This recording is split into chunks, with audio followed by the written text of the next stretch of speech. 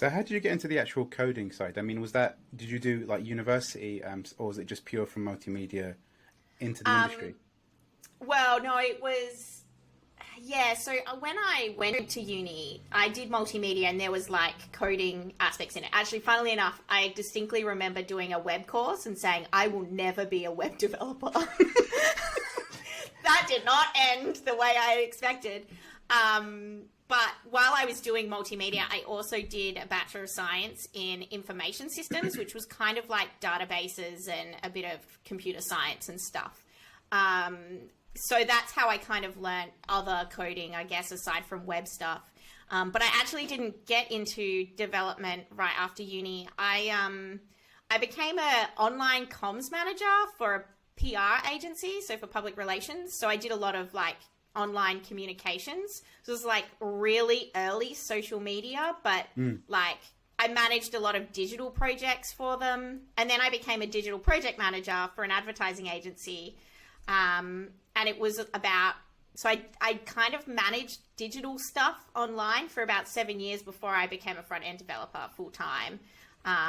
Because I hated being a project manager. It's like the hardest job in the world from my perspective. And I preferred building websites. So then I switched over. So it took me a little while after uni to actually become, I guess, a developer. How did you find that transition? So easy. I like really? people. Yeah. So I was already doing a lot of front end work because the team I was in at the time was quite small. There was me, a designer, a back end developer, and a front end developer. And there wasn't there was so much work that I would help out the front end developer to get all the code done because, you know, I knew how to build websites already. So I would help out. So I did a lot of work, and I found that the only time I was happy at work was when I was doing that, which wasn't actually my job. So I asked when our front end developer was leaving, I asked if I could have his job. And it was super easy. I had like a 6-month transition period where I still had to do some project management, but then I was full-time front end, and it was so easy for me to switch into that, and because I was, you know, much happier and I was having a good time. So I actually didn't find it difficult at all. Well, can I ask, what year roughly was that transition? Oh, gosh. The reason why I asked the year is because that gives me an idea, because I studied graphic design and tried to basically rip my hair out for about 10 years trying to figure out how to align stuff with CSS or even just like table layers. So I'm trying to think, okay, when was that? Because it couldn't have been 2004 because that's when I hated myself because I was just banging my head against my... it wasn't 2004. It was, I was still supporting IE6 on some projects. Okay. 2010 then? Yeah, it was around 2010, 2011 maybe. We were just phasing it out. It was, I'd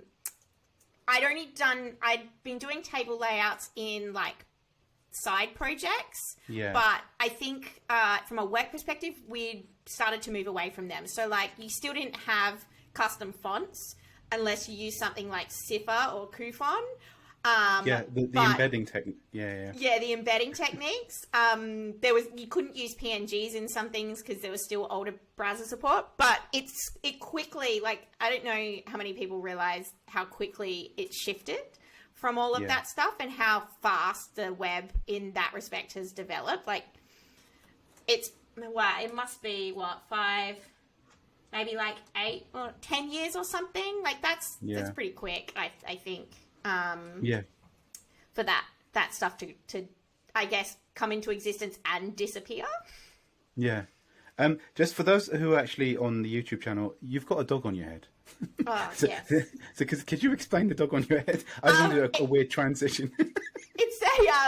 It's a Snapchat filter, which I just think is cute because I like dogs. And I came across this one the other day, and it's currently my favorite.